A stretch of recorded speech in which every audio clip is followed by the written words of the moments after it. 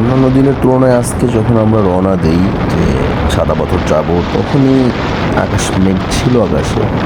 But আমরা ওইভাবে preparation নিয়ে যাইনি যে মেঘ ছাতা নিয়ে যাবো বা এটা সেটা। রাস্তার মধ্যে যতবারই বৃষ্টি পড়া শুরু করলো আমরা ততবারই থামলাম। বাট এটা টার্গেট ছিল যে বৃষ্টি যতই যেই হোক না কেন আমরা যাবোই এখানে। তো সেই উদ্দেশ্যেই রওনা দিলাম। আগাচ্ছি। আমার বড় ভাইকে বললাম যে বাইক একটু আস্তে ড্রাইভ করার, কারণ এটা একটু দুর্ঘটনা বেশি হয় এখানে। এক লাইনের রাস্তা, দেখা যায় যে ওভারটেকিংটা বেশি হয়।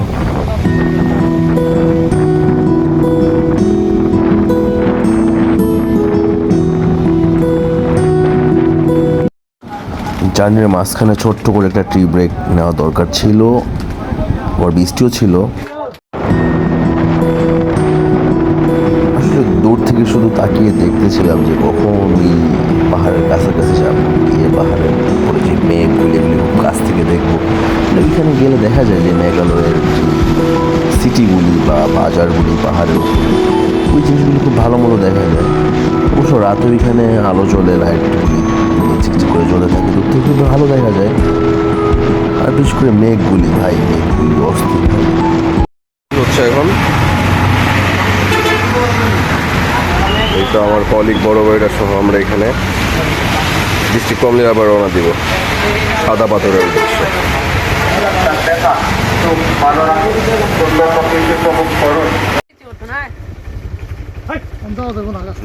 জান না আর ছাইরা দিব, বসে কিছু কয় না। সচরাচর এই সময় এত বড় মহিষের পাল দেখা যায় না। যাক, আজকে সৌভাগ্য হলো এত বড় একটা মহিষের পাল দেখার।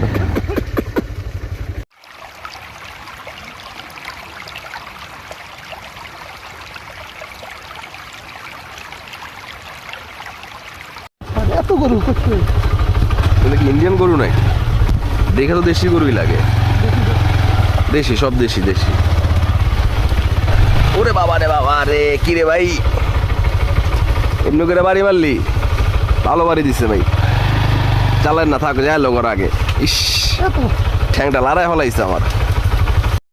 চলে আসতাম অলরেডি সেই জায়গায়।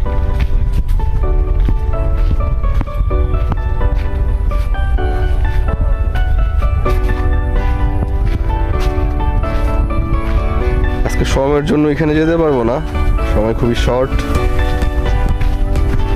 ওই যে লোকজন এখানে অলরেডি বাসি দিতেছে বিজিবিরা, যেন এখানে না যাওয়া হয়।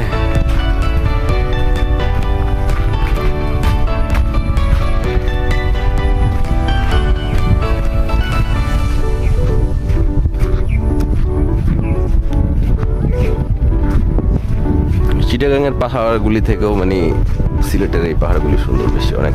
অবশ্য ওগুলি সবই ইন্ডিয়ান।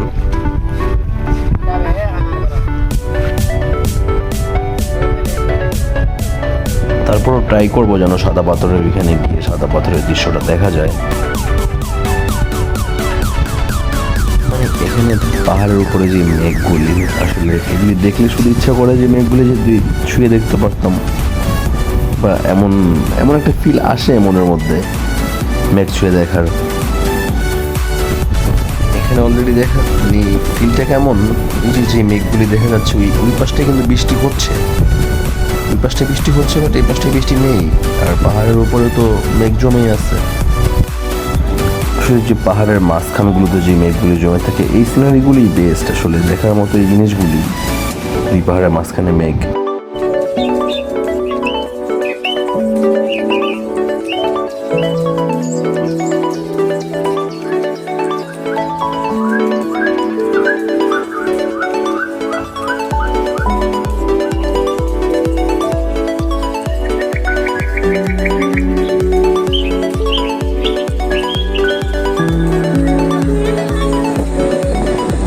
তাই আসলে এই জায়গার একটা বিশেষত্ব কি, পাহাড়, মেঘ, পানির একটা মানে যে পানি যেভাবে প্রবাহিত হইতেই থাকে এখানে, ব্যাপারটা খুবই অন্যরকম। এখানে আলাদা করে এটা নিয়ে বলার তেমন কিছু নাই। এখানে আপনাকে আসতে হবে, দেখতে হবে, ফিল নিতে হবে।